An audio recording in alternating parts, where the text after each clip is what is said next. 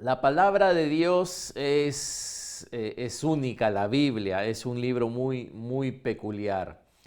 El Evangelio es tan simple que hasta un niño puede entenderlo, pero a la vez es tan profundo como para maravillar a cualquier erudito, a cualquier sabio que realmente lo estudia. Así que eh, tengo ya algunos años como cristiano, pero yo no dejo de disfrutar de lo que es la Biblia, la palabra de Dios y las cosas que Dios nos muestra a través de ella. Hoy día vamos a compartir algo que yo creo que te va a servir, que va a ser algo que vas a tener que hacerlo presente en tu vida si tú quieres vivir realmente en victoria. ¿Ok? Así que acompáñenme en sus Biblias, por favor, a Juan 14. Juan 14. Vamos a ver. Juan 14, a partir del versículo 15 al 17. Ya saben, los que pueden ahí tipear, pongan Juan 14, 15 al 17 para los hermanos que necesiten la referencia. Y voy a leer de la Nueva Traducción Viviente, ¿ok? Juan 14, perdón, del 15 al 17. Dice, si me aman, obedezcan mis mandamientos. Y yo le pediré al Padre, y Él les dará otro abogado defensor, quien estará con ustedes para siempre. Me refiero al Espíritu Santo, quien guía a toda la verdad.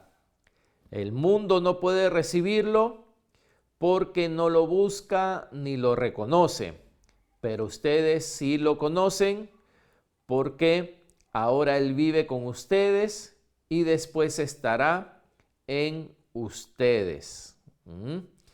Jesús, antes de partir de esta tierra, hablando del Espíritu Santo, pero acá hay una particularidad que es la que quiero resaltar en el versículo 16, donde Él dice, y yo le pediré al Padre y Él les dará otro abogado defensor. ¿Quién necesita un abogado defensor? ¿Para qué y por qué necesitaríamos un abogado defensor? Fíjate que Jesús podría haber dicho muchas cosas, ¿no?, acerca del Espíritu Santo, si Él simplemente quería animarnos, ¿no?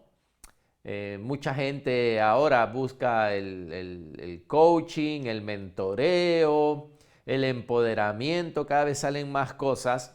Y Jesús podía haber dicho del Espíritu Santo, ¿no?, que Él es el que te hace las porras, Él es el que te anima, ¿no? En un sentido de que dale, tú sí puedes. Pero acá yo creo que los discípulos se habrán quedado un poco pensativos cuando Él les dijo, les voy a dar otro abogado defensor. Porque ¿quién necesita un abogado defensor?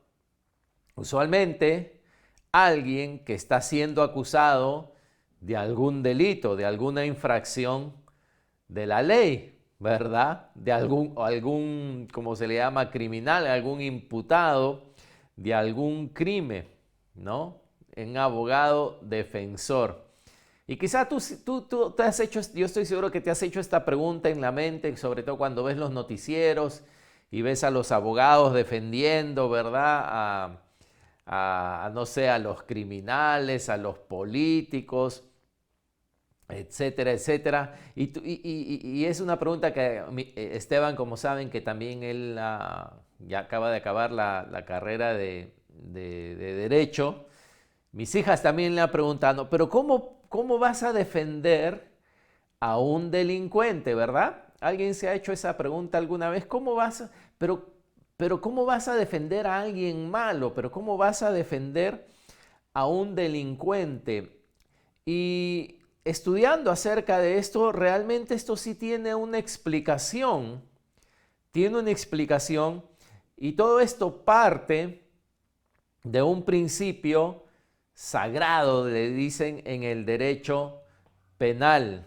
Y es que las personas acusadas se supone que son inocentes, ¿no? Entonces, si tú partes desde ahí, entonces toda persona tiene que ser defendida, porque desde el momento que tú piensas y que tú dices o haces la pregunta de defender a los delincuentes, ya estás suponiendo que el acusado al que se está defendiendo es culpable, ¿verdad? Entonces tú también estás haciendo una presunción de culpabilidad, por lo cual eso no te justifica defender a esa persona. Y todo esto no lo digo por las puras, por si acaso, sino es dentro del contexto de que Jesús dijo que Él nos iba a mandar otro abogado defensor. Entonces, ¿quién debería decidir la culpabilidad o inocencia? ¿Debería ser el mismo abogado antes de decidir defender? Él debería de basarse en información que de repente no ha sido probada o juramentada con un testigo o una declaración, un archivo policial, un informe de prensa. Un abogado debería ser, cuando nosotros sabemos que todo eso puede ser manejado. Hay personas que injustamente han sido tratadas cuando no lo eran, ¿no? ¿Quién decide la culpabilidad o la inocencia? O debería ser, como decía, no el abogado antes de defender, o debería ser el juez o el jurado una vez que se hayan examinado todas las pruebas para determinar su admisibilidad y su fiabilidad. Incluso vamos a partir de esta opción, ¿no? que la gente dice, ¿no? Si quisieran defender, si el abogado debería defender solo a los inocentes, los abogados defensores no podrían hacerlo entonces sin intentar primero juzgar quién es inocente y quién es culpable. Y es un abogado defensor, no es el juez. Si todos los abogados empezaran a prejuzgar la culpabilidad, ¿no?, de sus clientes, entonces se puede correr el riesgo de que a los verdaderamente inocentes se les niegue una defensa letrada, como dicen, ¿no? Y hermano, presta atención, ojalá algún día no necesites un abogado defensor, así que ya estás avisado. Entonces, esto es algo bien interesante, hermanos, respecto al derecho. La única forma de defender al inocente es defendiendo a todos. Escucha, la única forma de defender al inocente, si el inocente realmente es el que necesita ser defendido ante un abuso, ante algo, o ante una mala apreciación de que se supone que él ha hecho algo, la única forma de defender al inocente es defender a todos. El trabajo del abogado no es juzgar a sus clientes. De eso se va a encargar el juez o el jurado. De eso se va a encargar el juez o el jurado. La Biblia nos dice muy claramente quién es el juez. ¿Quién es el juez? Ustedes recuerdan en Génesis 18, cuando Dios iba a destruir Sodoma y Gomorra, Abraham le dice, ¿verdad? Quizás haya 50 justos dentro de la ciudad, destruirás también y no perdonarás al lugar por amor a los 50 justos que estén dentro de él. Abraham le dice, lejos de ti el hacer tal, que hagas morir al justo con el impío y que sea el justo tratado como el impío. Nunca tal hagas. Y luego Abraham dice, el juez de toda la tierra no ha de hacer lo que es justo. ¿Ven? Ustedes creían que ellos les estaba simplemente hablando, dando información. No. La Biblia nos habla de que Dios es el juez. Por lo tanto, si desde el Génesis, fíjate, ya se usa este concepto del juez, quiere decir que Dios trabaja bajo un sistema también legal, de leyes, de acusados, de sentencias, de inocentes, de castigos, de acusador, de defensor. Así que no es solamente que te quiero, como dicen, que te quiero simplemente hablar por hablar de estas cosas. No, es necesario que como cristianos las conozcamos. Génesis 18, 24 al 25. Génesis 18, 24, 25. ¿No? Abraham termina diciendo el juez de toda la tierra. O sea que Abraham tuvo la revelación de que había un juez y ese juez era Dios, el juez de toda la tierra. No ha de hacer lo que es justo. En el Nuevo Testamento también habla del juez, pero no solamente habla de Dios o de Dios Padre, sino también habla de Jesucristo. En Hechos 10, fíjense en Hechos 10, si pueden ir ahí, Hechos 10, versículos 42 y 43, y qué bueno para los que están apuntando, después pueden revisar esas referencias. Hechos 10, 42 y 43 dice, y nos mandó que predicásemos al pueblo y testificásemos. O sea, por eso la importancia de estas cosas, ¿no? Porque Dios dice que Jesús mandó que predicasen y testifiquen, ¿qué cosa? Sí, tu testimonio está bien, todo, pero fíjate qué es lo que se tiene que testificar, que Él es el que Dios ha puesto por juez, ¿qué dice? De vivos y muertos. De este dan testimonio todos los profetas, que todos los que en Él creyeren recibirán perdón de pecados por su nombre. Así que Abraham dijo, no, que tú eres el juez, y acá Pedro tiene la revelación de que Jesús ha sido puesto por Dios por juez de vivos y muertos. Y en 2 Timoteo 4:8, cuando Pablo está de alguna forma despidiéndose de esta tierra, diciendo que ya ha acabado su carrera, que está listo para colgar los chimpunes, está listo para retirarse ya. 2 Timoteo 4:8 dice, por lo demás me está guardada la corona de justicia, la cual me dará el Señor, dice, juez justo, en aquel día, y no solo a mí, sino también a todos los que aman su venida. Otra vez, la revelación de Pablo acerca de Jesús dice que Él es el Señor y Él es juez justo. Juez justo. Así que esto es importante que lo veamos, porque entonces en esta cosmovisión, en esta vida, lo que vivimos, estos términos son importantes de conocer, de que Dios es un juez justo, de que Jesús es el juez de vivos y muertos, ¿no? Que ha sido puesto por Dios.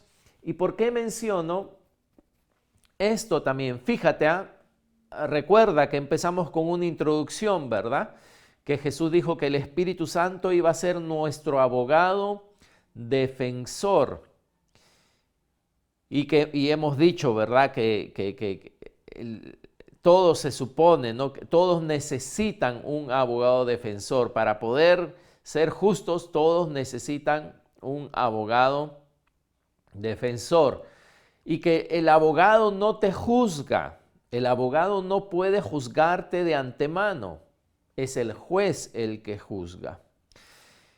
Y lo menciono porque muchos le dan el lugar de juez, ¿no? Aquel que ya sentencia y que dice cómo va a ser una cosa y ya no hay quien revoque lo que el juez dice. Muchos le dan este lugar al diablo o al enemigo, vamos a decir, al adversario de nuestra alma, ¿no? Cuando el diablo viene a condenarte, cuando el diablo viene a acusarte de tus pecados, de tus errores, de tus exabruptos, cuando el diablo viene a decirte, si tú lo escuchas, si tú le prestas oído, él no solamente viene a decirte lo mal que has hecho, sino aparte de eso te da una sentencia.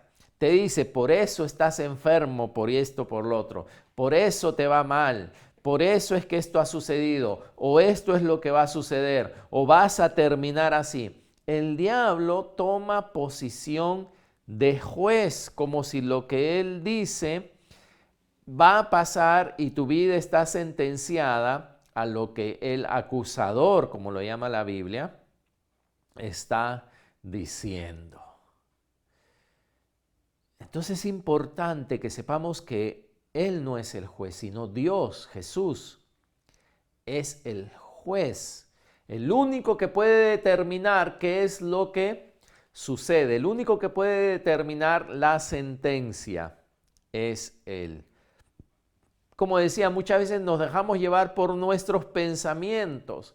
En vez de apoyarnos por la palabra de Dios, y ver lo que Dios dice y ver lo que Dios ha establecido tal como un sistema legal, sus leyes justamente Él dice que son, ¿no? En vez de apoyarnos en la palabra, en sus leyes, en lo que Él dice, le permitimos a que nuestros pensamientos sean nuestros guías, que nuestros pensamientos sean nuestras leyes y nuestros pensamientos están contaminados, pueden estar sesgados. Solo la palabra de Dios realmente nos dice qué es lo que el Señor ha hecho, no ha hecho, acepta o no acepta. Pero muchas veces es por darle lugar a nuestros pensamientos y no darle lugar a la palabra de Dios que nos perdemos, como cristianos nos perdemos muchísimas cosas que Dios ha hecho a favor de nosotros. Escuché una historia, no sé si será real, pero la contaban como que era real, ¿no? De la época de los buques como el Titanic, en esas épocas, a un hombre le regalaron un ticket para viajar de Europa a América y él recibió el ticket y bueno, y se fue a su camarote, ¿no? A su cuarto donde estaba. Pero él había visto pues que esos viajes eran muy caros, muy difíciles, así que él dijo, uy, entonces, ¿cuánto me va a costar la comida? ¿Cuánto me va a costar todo lo que los alimentos durante todas las semanas que voy a estar viajando? Así que llenó su maleta de galletas y todo el viaje se la pasó encerrado en su cuarto comiendo galletas, era el único que comía porque no quería gastar dinero, no quería salir de su habitación. Y resulta que al capitán le hicieron saber de este hombre y él fue a buscarlo, ¿no? Y le dijo, Señor, ¿usted por qué no sale? ¿Qué ha pasado? ¿No? Y él le contó, ¿no? Que bueno, que no quería gastar y que por eso estaba comiendo puras galletas, ¿no? Entonces le dice, enséñeme su ticket. Y cuando le enseña el ticket que le habían regalado, el ticket le daba derecho a alimentarse, a la alimentación gratis todo el tiempo, y no solamente eso, a todas las noches comer en la mesa del capitán. Pero él, por no haber visto todo el pasaje, por haber asumido algo, por haber pensado algo, por haber razonado algo, durante gran parte del viaje se perdió de algo que era para él, que estaba preparado para él. Así pasa con los cristianos muchas veces, muchísimas veces. Andamos o tratando de pagar por pecados, o tratando de redimir cosas, o tratando de arreglar cosas, o tratando de no sé, de vivir una vida que no podemos vivir y Dios dice, pero yo no, o sea, yo nunca he establecido eso, esa no es mi palabra, yo no te he dicho que tú estás a cargo de eso. Jesús está a cargo de eso, el Espíritu Santo está a cargo de eso, yo estoy a cargo de eso. Pero por desconocer estas cosas que estamos compartiendo, pagamos muchas veces, sufrimos, cuando no necesariamente es el plan de Dios que suframos, vivimos en angustia, vivimos en estrés, vivimos en condenación, por darle lugar a estas cosas. Igual la palabra dice, ¿no? De que en Oseas 4:6 dice, mi pueblo fue destruido porque le faltó conocimiento, porque le faltó conocimiento. Así que importante es conocer quién es Dios, cómo Él trabaja, quién es Jesús, quién es el Espíritu Santo, bajo qué reglas estoy viviendo, qué es lo que ha hecho por mí, etc. Así que el único que puede sentenciar y declarar culpable o inocente es Dios, ¿ok? Él es el juez de toda la tierra. Y también esto por si acaso, porque algunos de repente, de vez en cuando nos podemos creer jueces, ¿no? ¿Les ha pasado? No, yo sé que a ustedes no les pasa eso, ¿no? ¿Les ha pasado que a veces nos creemos los jueces nosotros mismos? No, yo no soy juez. Yo no soy. Y tú puedes ver a alguien como quien dice que comete cosas y que es culpable, todo eso. Pero aún así, no he sido llamado yo a ser juez. Puedo discernir, puedo aprender qué no hacer, puedo, como dice, no, lo que le acontece a otro sirve para mi enseñanza, pero recuerden que solo hay un juez justo. Solo hay un juez justo. Y bueno, Jesús dijo, ¿no? Les enviaré otro abogado, defensor, ¿recuerdan? Eso fue, uy, viene un estornudo. Perdón. Este clima que sale sol y frío. Jesús dijo que nos daría otro abogado defensor. Y como decían, ¿no? Los discípulos, ¿por qué lo habrán visto? Han dicho, ¿por qué necesito un abogado defensor? Necesitamos un abogado defensor. Primeramente, de parte del juez, ya. No, el hombre no es ni siquiera que va a ir a juicio. Ya hemos sido juzgados y ya hemos sido hallados culpables. Y los presos están estudiando el libro de Romanos. Este libro de Romanos es lo máximo para entender esa condición del hombre y lo que Dios hace por el hombre. En Romanos 3, versículo 10. Romanos 3, versículo 10. Dice, como está escrito, no hay justo ni aún uno. No hay quien entienda, no hay quien busque a Dios. Todos, T-O-D-O-S, todos se desviaron, a una se hicieron inútiles. A causa del pecado somos inútiles. No hay quien haga lo bueno, no hay ni siquiera uno. Sepulcro abierto es su garganta, con su lengua engañan. Veneno de áspides hay debajo de sus labios. Su boca está llena de maldición y amargura, sus pies se apresuran para derramar sangre. Quebranto y desventura hay en sus caminos y no conocieron camino de paz. Tú dirás, pero pastor, ese no soy yo. Está hablando de todos los hombres. Quizás no todo se aplica a ti, pero algunas cosas sí. No hay temor de Dios. luz delante de sus ojos. No me digas que tú naciste con el temor de Dios en tu vida. ¿No? Y si fallamos en una, y si no fallamos en una cosa, fallamos en otra. Esa es la realidad del ser humano.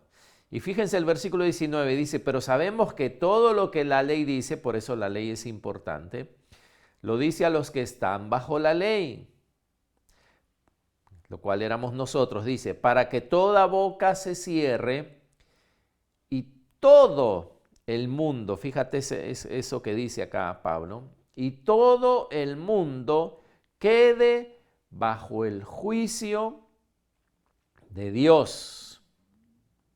Todo el mundo quede bajo el juicio de Dios. Y cuando todo el mundo ha quedado bajo el juicio de Dios, Dios nos halló culpables, ya que por las obras de la ley ningún ser humano será justificado delante de él. Ninguno puede ser declarado justo, porque por medio de la ley es el conocimiento del pecado.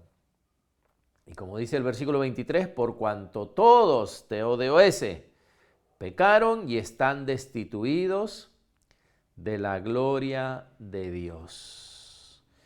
La declaración del juez es clara, es clara. Él ha examinado el caso, él ha visto las pruebas y sin ninguna duda fuimos declarados culpables. No hay justo ni aun uno. ¿Cuál es la sentencia? El alma que pecare morirá.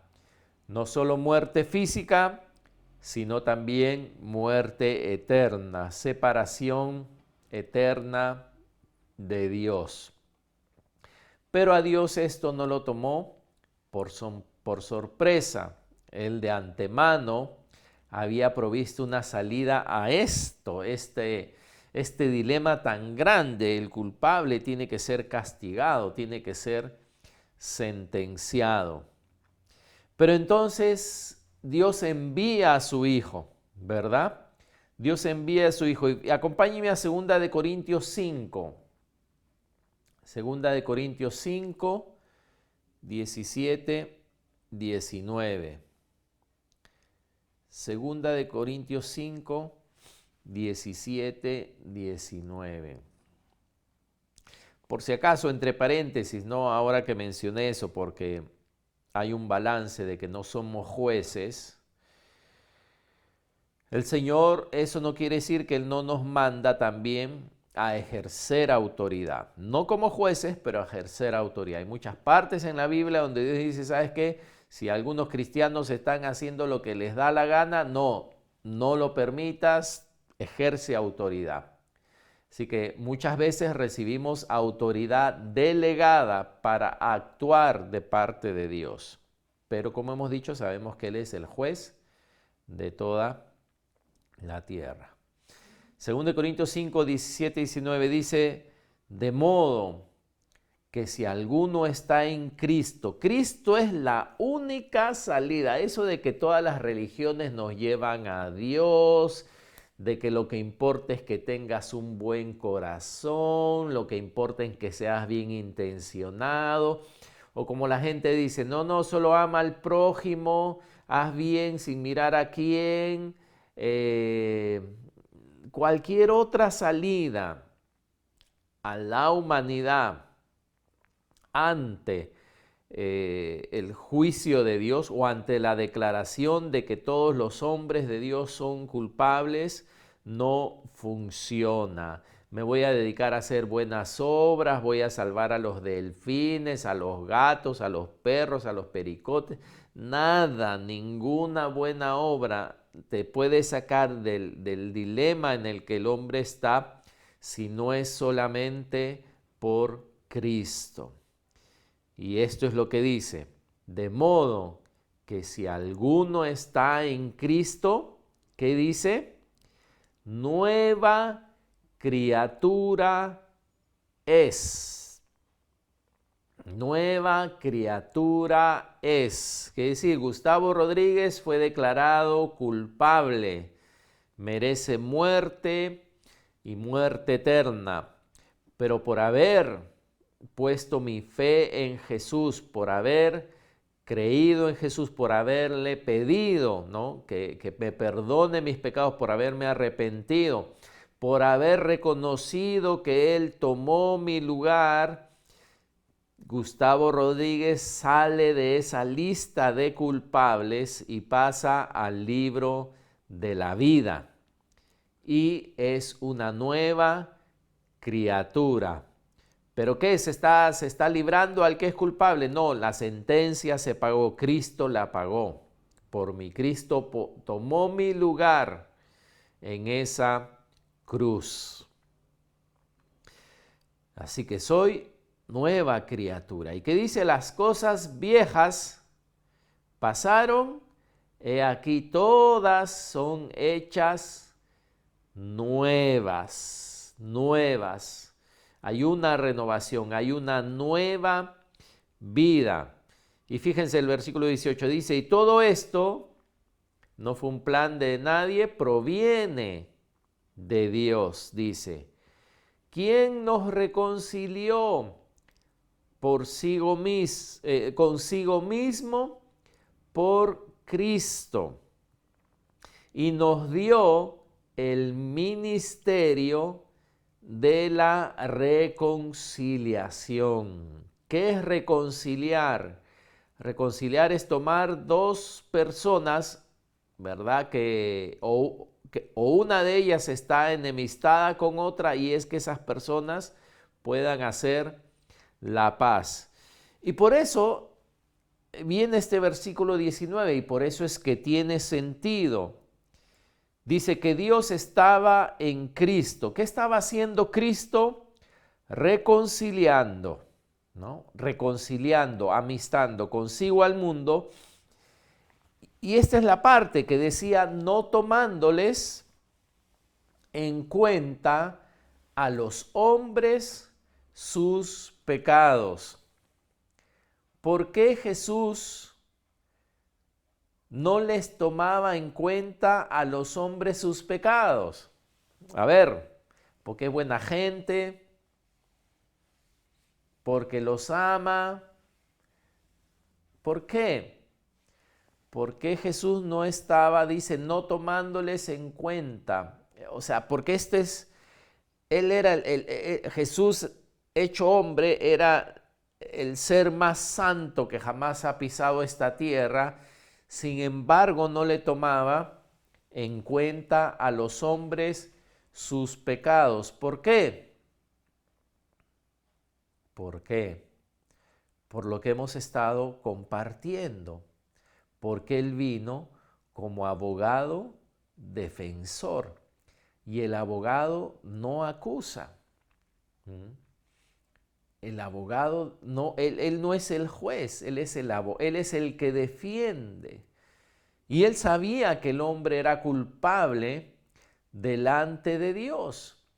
Él sabía que el hombre era culpable delante de Dios, pero Él sabía que había una solución, y Él se convierte en el abogado defensor. No es lugar del abogado el condenar, ¿verdad?, sino en defender. Y nos encargó a nosotros, ¿qué dice ahí? La palabra de la reconciliación. La palabra de la reconciliación. Jesús no vino como juez, vino a favor de los hombres, y solo por eso no tomaba en cuenta a los hombres sus pecados. Primera de Corintios 6, acompáñeme, versículos 9 al 11. Primera de Corintios 6, del 9 al 11. Porque esto no quiere decir que no existe el pecado, esto no quiere decir que el pecado no tiene consecuencias, esto no quiere decir que el pecado te lleva a la muerte, ¿no? No quiere decir esto, porque es para los que creen en Él.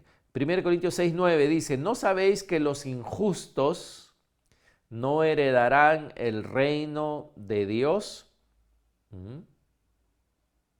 Va a haber un grupo de personas que no van a heredar el reino de Dios. Y fíjense,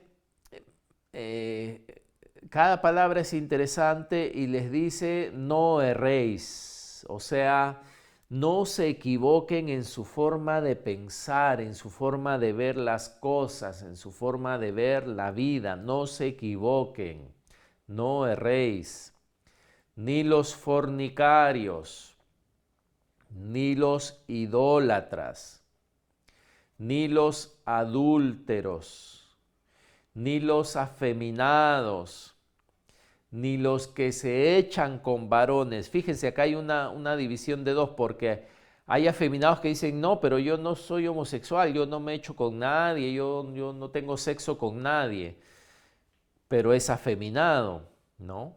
También dice acá, ni los afeminados, ni los que se echan con varones, ni los ladrones, ni los avaros, ni los borrachos, ni los maldicientes, ni los estafadores heredarán el reino de Dios. No heredarán el reino de Dios. Versículo 11 dice, y esto erais algunos, ¿verdad? Pero dice, mas ya habéis sido lavados, ya habéis sido santificados, ya habéis sido justificados en el nombre del Señor Jesús y por el Espíritu de nuestro Dios. Hemos sido declarados inocentes, hemos sido limpios de toda culpa, santificados y justificados delante de Dios como si nunca hubiéramos cometido ninguna falta. El Evangelio, ¿no? El Evangelio, lo que Dios ofreció al hombre. Pero Jesús, fíjense, en el primer pasaje de Juan, Él dijo, ¿saben qué? Él vino como hombre, como abogado defensor, y Él dice, yo me voy a ir y ahora les voy a dejar al Espíritu Santo como su abogado defensor, ¿no? Y este papel de abogado defensor es como quien dice, se lo pasan todo el tiempo según la necesidad del Espíritu Santo, Jesús. O sea, no es que decir que Jesús no está y ahora Él es el Espíritu Santo nomás es y Jesús no es, porque Jesús es juez, pero a la vez es abogado defensor. Sí, porque pueden tener más de un rol. Porque vamos a Primera de Juan, capítulo 2, y algunos de ustedes quizá ya estaban pensando en este versículo. ¿Por qué? Porque ya a pesar de ser ya discípulo de Jesús, Hijo de Dios, habiendo sido justificado y todo, necesito un abogado defensor. Primera de Juan 2, versículos 1 y 2 dice, mis queridos hijos, les escribo estas cosas para que no pequen. Ese es el propósito de Dios, que el cristiano es diferente, ¿verdad? Cristiano ha sido dado una vida nueva y esta vida nueva le capacita para que no peque. Pero si alguno peca, tenemos un abogado que defiende nuestro caso ante el Padre. Otra vez. Sí, sabemos que el hombre fue sentenciado todo, pero ya siendo justificados, dice, si alguno peca, entonces eres culpable otra vez, pierdes otra vez todo lo que habías avanzado, pierdes todo lo que habías ganado, te vuelven a mandar al inicio, atrás de la cola de donde estabas. Necesitamos saber qué pasa. Dice, si alguno peca, tenemos un abogado que defiende nuestro caso ante el Padre. Ven, por eso el lenguaje bíblico, lenguaje de la palabra, tenemos que estar familiarizados. Es Jesucristo el que es verdaderamente justo. Nuestro abogado es el que es verdaderamente justo. Dice, él mismo es el sacrificio que pagó por nuestros pecados, y no solo los nuestros, sino también los de todo el mundo. El sacrificio de Jesús no solo te declara justo ante tus pecados pasados antes de conocerle, sino también si pecas, Él es la propiciación por tus pecados aún actuales.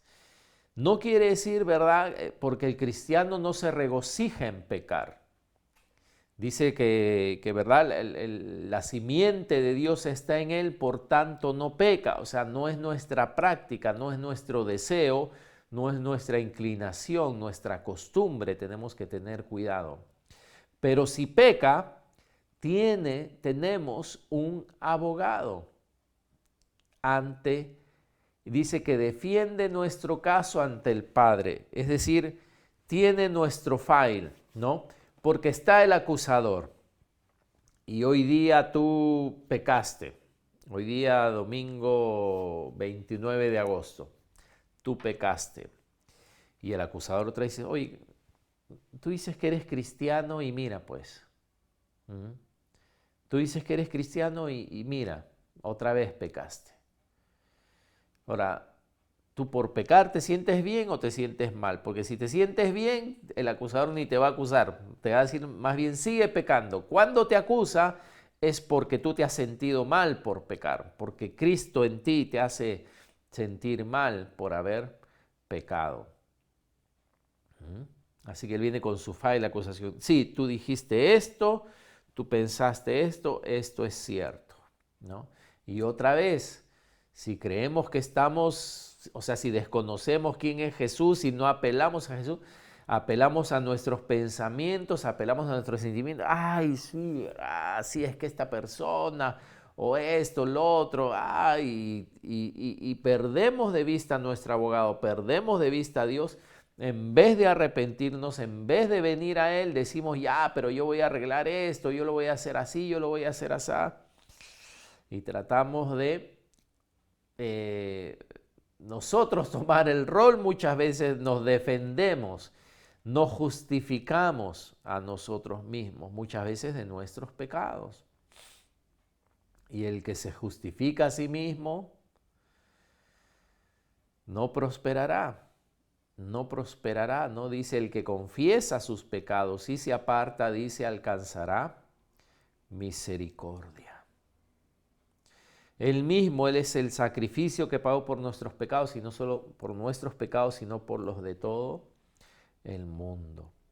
Aún somos imperfectos, aún estamos siendo transformados, ¿verdad? O acá hay alguno perfecto. A ver, ahí en sí mismo, ¿no? No, en Cristo sí somos perfectos, podemos decirlo, ¿no? Y andamos en ese camino. Pero aún confrontamos situaciones nuevas para las que a veces no estamos preparados, estamos en pos de la perfección. Pero algunos permitimos que el diablo sea el que nos acuse, nos revuelque, por desconocer la palabra nos derrote, ¿no? Y como decía, muchas veces ignoramos lo que Dios ha hecho. Y ustedes se han dado cuenta, ¿no?, que los malos se aprovechan de los que no conocen la ley. La gente mala se aprovecha de los que no conocen sus derechos, de los que no conocen lo que la ley hace a favor de ellos, cómo la ley los ampara. Y vienen de repente con sus papeles y tocan la puerta y te dicen, mire, usted ha hecho esto, ha hecho lo otro, y usted compró esto, y sí, sí, y te atarantan, ¿no? Y te mienten y te dicen así que no, usted tiene que firmar acá porque se aprovechan de que no conoces tus derechos. En el mundo espiritual sucede igual. El diablo y sus demonios atacan tu mente con cosas, y si tú no conoces la palabra de Dios, si tú no conoces quién Cristo es para ti, lo que Él ha hecho por ti, quién es Dios para ti, y quién es el Espíritu Santo para ti, muchas veces el diablo te va a robar o le vas a entregar. Te va a robar, no gozo, te va a robar paz, te va a robar cosas que Dios, promesas que Dios tiene para ti. Por eso necesito un abogado defensor. Yo necesito un abogado defensor. ¿Por qué? Porque puedo acudir a él. El abogado es el que ha estudiado, ¿verdad? El abogado es el que conoce, el abogado es el que sabe. No, muchas veces la persona común y corriente no sabe de leyes, por eso existen los abogados. Y sí es cierto que por experiencia y por longevidad, nuestro enemigo puede saber más que nosotros, pero él no sabe más que nuestro abogado Jesucristo.